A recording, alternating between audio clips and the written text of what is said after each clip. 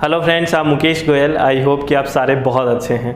और फ्रेंड्स, आज आपसे एक बात करनी है। बहुत से स्टूडेंट्स में एक कन्फ्यूजन रहता है कि सर आप एक बात बताइए, तैयारी कर रहे हैं हम यूजीसी नेट की, तो हम तैयारी करें कैसे, ये बता दो आप। यूजीसी नेट जेआरएफ की तैयारी कर रहे हैं, पर कैसे तैयारी करें। जो मुझे समझ आया है थोड़े बहुत एक्सपीरियंस से कि किस तरह से हमें तैयारी करनी चाहिए। पहला स्टेप क्या होता है, जो मुझे लगता है आपकी जो मेंटेलिटी है, आपको पॉजिटिव रहना है।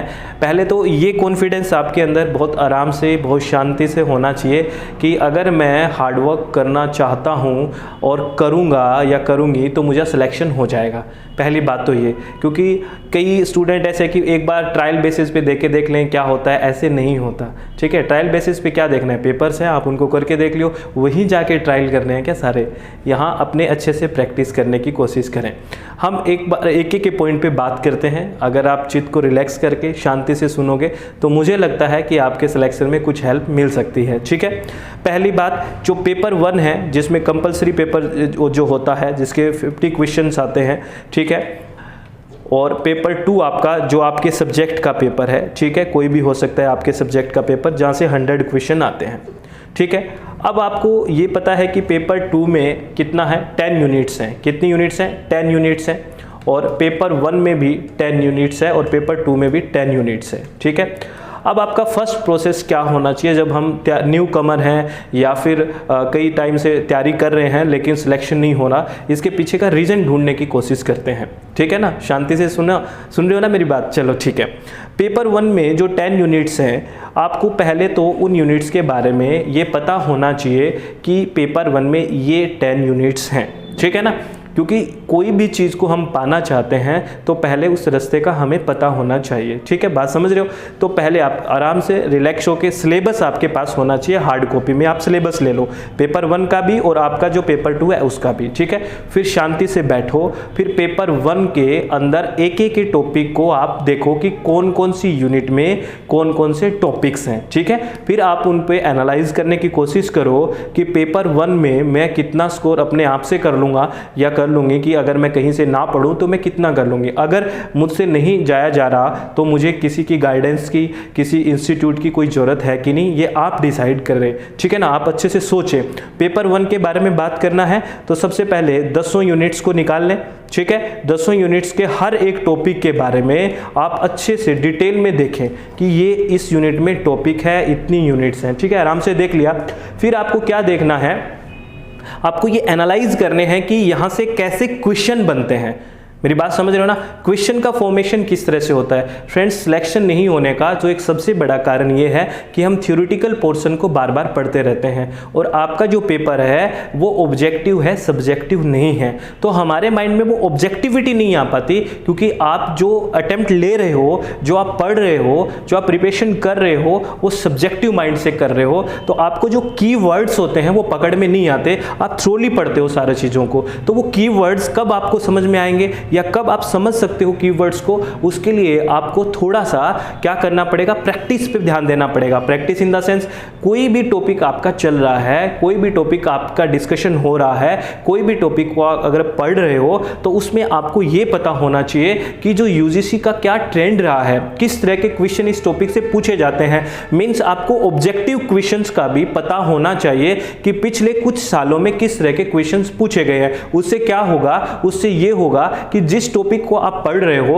और उस टॉपिक के बारे में आपको क्वेश्चंस भी पता है, पिछले 5-6 साल में किस तरह के क्वेश्चंस आए हैं, तो पढ़ते टाइम आपका फोकस रहेगा कि अच्छा इस तरह के की पॉइंट्स यूजीसी उठाता है। मेरी बात समझ रहे हो। अगर इस तरह का फोकस नहीं रहेगा ना फ्रेंड्स, तो आप थ्योरेटिकल पढ़ते जाओगे, कितनी ही बार रिवीजन कर लो, वो आप सब्जेक्टिव पेपर की तैयारी कर रहे हो, ज्यादा ऑब्जेक्टिव पेपर की तैयारी नहीं कर रहे, मुझे ऐसा लगता है। ठीक है, पढ़ना, रिवीजन करना बहुत जरूरी है। रिवीजन से ही हम 2 ऑप्शन में जो डाउट होता है वो क्लियर कर पाते हैं, लेकिन रिवीजन के साथ साथ आपकी ऑब्जेक्टिविटी भी आनी चाहिए। और ऑब्जेक्टिविटी कब आएगी फ्रेंड्स, जब हम जो भी टॉपिक पढ़ें, जिस भी यूनिट की तरफ जाएं, उस यूनिट से ये देखें कि किस तरह के ऑब्जेक्टिव क्वेश्चंस यहां से पूछे जा रहे हैं या पिछला ट्रेंड क्या है, किस तरह की क्वेश्चनिंग आ रही है। ठीक है ना, ऐसे फॉर्मेशन होगा ना माइंड में, तब जो टॉपिक पढ़ेंगे ना वो तो हमें एकदम अंदर तक जाएगा वो कि हाँ ये बात थी। मेरी बात समझ रहे हो। और किसी भी चीज को, बेस को पकड़ना, किसी भी चीज को, फंडामेंटल को पकड़ना बहुत जरूरी होता है। रटना एक डिफरेंट थिंग है, ठीक है ना,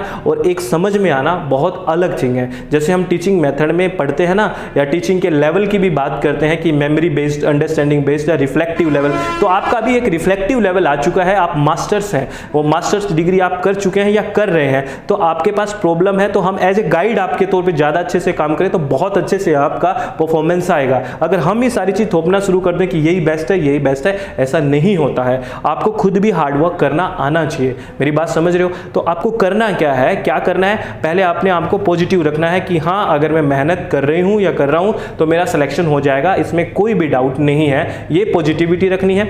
दूसरा, अपने चित्त को, अपने मन को रिलैक्स रखना है, शांत रखना है कि सब कुछ हो जाएगा। आपसे क्या होता है, एक दिन पढ़ाई नहीं होती तो आप घबरा जाते हैं, और कुछ एक दो क्वेश्चंस नहीं आए तो घबरा जाते हैं। ऐसा घबराने की कतई ही जरूरत नहीं है, ठीक है। तो पहला हम पॉजिटिव रहेंगे, दूसरा हम अपने चित्त को, अपने मन को, अपने सब कुछ एकदम ऐसे रखेंगे, रिलैक्स रखेंगे, शांत रखेंगे पढ़ते टाइम। और तीसरी बात, हम कोशिश करेंगे कि हमारी पढ़ाई कंटिन्यू रहे, चाहे कितनी भी पढ़ो आप। ऐसा नहीं है कि 10 घंटे, मैं 12 घंटे कहूँ, आप पढ़ो। कई बार क्या है, किसी के पास टाइम कम होता है, लेकिन उस टाइम में आप ज़्यादा प्रोडक्टिविटी लाने की कोशिश करो, और ज़्यादा प्रोडक्टिविटी आएगी स्मार्ट स्टडी से। और स्मार्ट स्टडी किसे कहते हैं कि पहले ऑब्जेक्टिव क्वेश्चंस को आप देखो कि किस किस तरह के क्वेश्चंस आते हैं, और उस पर फिर फोकस करो, और फिर हम थ्योरेटिकल पढ़ने की कोशिश करो। मेरी बात समझ रहे हो? हम भी ऐसे ही क्या करते हैं, हम पहले, हमने क्या होता है कि ऑब्जेक्टिविटी को ध्यान में रखते हुए हम एक डिजाइन करते हैं एक चीज को कि इस तरह के आप इस तरह की थ्योरी को पढ़िए, इस तरह को पढ़िए, शॉर्ट एंड स्वीट पढ़िए, वहां से क्वेश्चन हिट करेगा, समझ में भी आ जाए और क्वेश्चन भी हो जाए। इस तरह से बात होनी चाहिए ना फ्रेंड्स,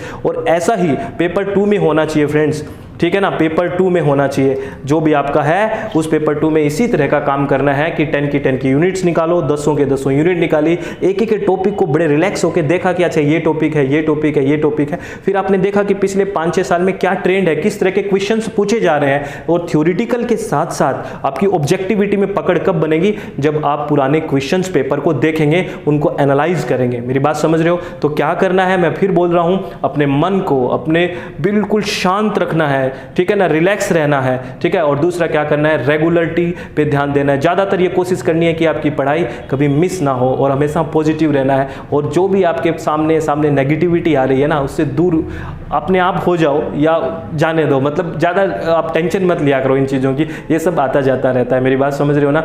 आपकी सक्सेस आपके लिए मायने रखती है ना, मेरे को लगता है और किसी के लिए उतना नहीं रखती होगी, ठीक है ना। आप बहुत सी चीज़ें प्रैक्टिकल बन जाइए, थोड़ा इमोशनल होना इट अ गुड थिंग, बहुत अच्छी बात है। अगर इमोशन साथ होंगे तो बहुत अच्छी बात है, लेकिन थोड़ा प्रैक्टिकल रहिए। प्रैक्टिकल रहने से आपकी जहाँ से भी पढ़ाई डिस्टर्ब हो रही है उससे दूर होने की कोशिश कीजिए और पढ़ाई पे फोकस रखिए। आपको पता है ना, यही चीज़ है, यही आपकी सफलता है जो फ्यूचर में आपके हमेशा साथ रहेगी। मेरी बात समझ रहे हो ना?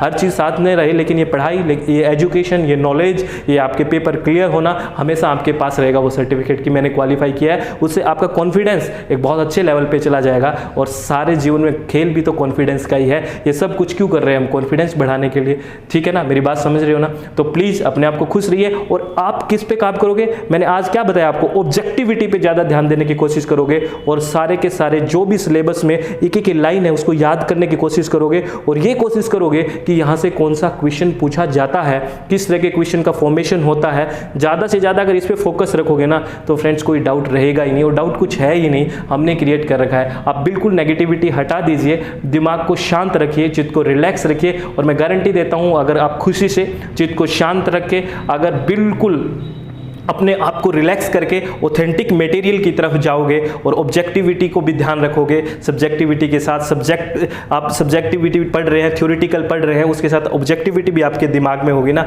देखो, हार्ड और स्मार्ट वर्क दोनों अगर साथ चल जाए ना तो फिर असफलता आने का तो नाम ही नहीं लेती। मेरी बात समझ रहे हैं ना? तो फ्रेंड्स, आपसे रिक्वेस्ट है, अपने आप को खुश रखिए, चित्त को रिलैक्स रखें, शांत रहें, सब बहुत बढ़िया है और बहुत अच्छा होगा। All the very best. Thank you, thanks a lot friends.